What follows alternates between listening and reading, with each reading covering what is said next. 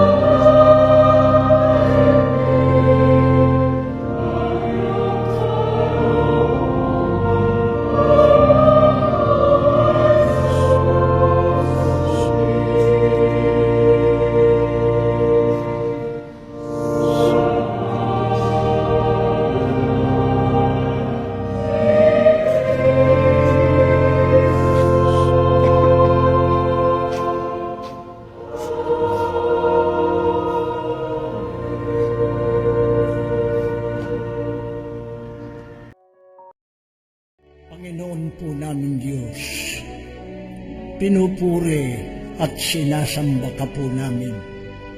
Alang-alang sa lahat ng mga pagpapalang patuloy mong ipinagkakaloob sa amin.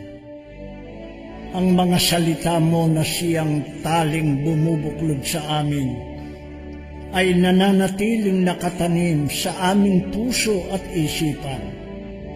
Salamat po sapagkat pinagtagpo mo ang aming kapalaran at pinagsama mo kami bilang mag-asawa.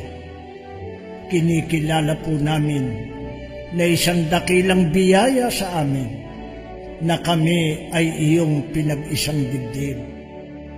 Tulungan mo po kami na maingatan ang kalinis at kabanalan ng pagsasama naming mag-asawa. Mamalagi nawa itong matatag at maghari sa amin ng kapayapaan at pagkakaunawaan. Loobin mong lagi kaming maging tapat at nagtitiwala sa isa't isa. At habang kami may buhay, ay matupad namin ang pangakong sinumpaan namin sa iyong banal na harapan. Kapag nakagagawa kami ng anumang pagkakamali, ano pat nagkakasakitan kami ng damdamin, maging banayad nawa kami sa pagkagalit. Matutuhan sana namin na laging mapakumbaba, kilalanin ang aming pagkakamali, humingi ng tawad at magpatawaran sa isa't isa, tulad ng pagpapatawad mo po sa amin. Maanong ipagunita mong parati ang aming mga pananagutan. Huwag nawa kaming magkulang sa pagtupad ng aming mga tungkulin. Sana'y masumpungan mo kaming laging nagdadamayan at gumagalang sa isa't isa. Magkaisa nawa kaming palagi kapag gumagawa kami ng mga panukala at ng mga pagpapasya para sa kapakanan ng aming pagsasama at ng aming mga anak na ang laging isinasaalang-alang ay ang iyong mga kalooban. Panginoon namin Diyos, alam po namin na magkatuwang naming pananagutan sa iyo na akayin ang aming mga supling upang lumaking mga tunay na Kristiyano at pangunahan sila sa mga pagsamba namin sa iyong banal na pangalan.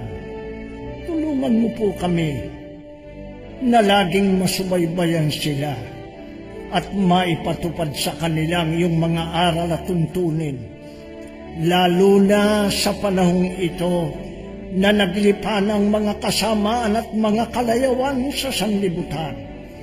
Kapag sila'y malayo sa aming paningin, ikaw po ang magbantay sa kanila. Iligtas mo sila sa lahat ng panganib. Kapag sila'y kinakawayan ng mga tukso, ang iyunawang katotohanan ng kanilang maging pananggalang. Kapag sila'y may suliranin, ikaw nawa ang kanilang maging kanlungan.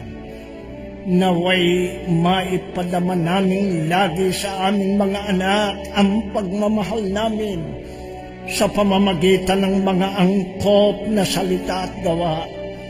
Gayon may huwag mo pong itulot na mabulag kami ng labis na pag-ibig sa kanila, na anupat mapayagan namin ang maling gawain nila. Ipagkaloob mo po sa amin ang matalinong puso upang mailapat namin ang angkop at makatarungang pagdisiplina kapag sila'y nagkakasala o gumagawa ng anumang labag sa iyong kalooban. Panginoong Jesus, ikaw ang aming tagapamagitan. Tulungan mo po kami sa tuwing kami mananalangin sa Ama. Lagi mo nawa kaming masumpong umiibig sa isa't isa, tulad ng pag-ibig na inyukol mo sa iyong iglesia. Maingatan nawa naming matibay at marangal ang aming kaugnayan sa isa't isa bilang mag-asawa. Yayamang dito inihalin tulad ang kaugnayan mo sa iyong iglesia na siyang ililigtas mo pagdating ng araw ng paghuhukom. Ama, patuloy kaming dumadalangin sa iyo. Sa ibabaw ng lahat, tulungan mo po kami na makapagtagumpay sa anumang pagsubok na aming nasasagupa. Kapag may mga kaligaligan at kami hinahampas ng mga bagyo ng buhay, panatilihin mo pong buo ang aming pagsasama. Ngunit higit sa lahat, mamalagi nawang matatag kaming nang hahawak sa iyong mga pangako. Sa panahon ng kagipitan, manatili nawa kaming laging tapat sa isa't isa. Ngunit higit sa lahat, mamalagi kaming tapat sa iyo. Turuan mo po kaming laging magtiwala sa iyo. Ano pat mailagak namin sa iyong lahat ng aming kabalisahan. Palibhasa'y alam naming ipinagmamalasakit mo kami. Dagdagan mo po kami ng pananampalataya. Patibayin mo po ang aming pag-asa. At pag-alabing palagi ang aming pag-ibig sa iyo.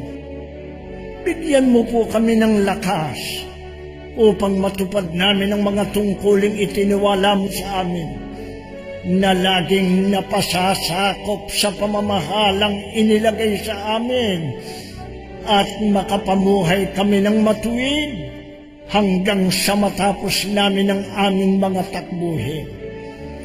Hinihingi po namin sa iyo ang lahat ng ito sa pangalan po ni Jesucristo na aming tagapagligtas. Amen.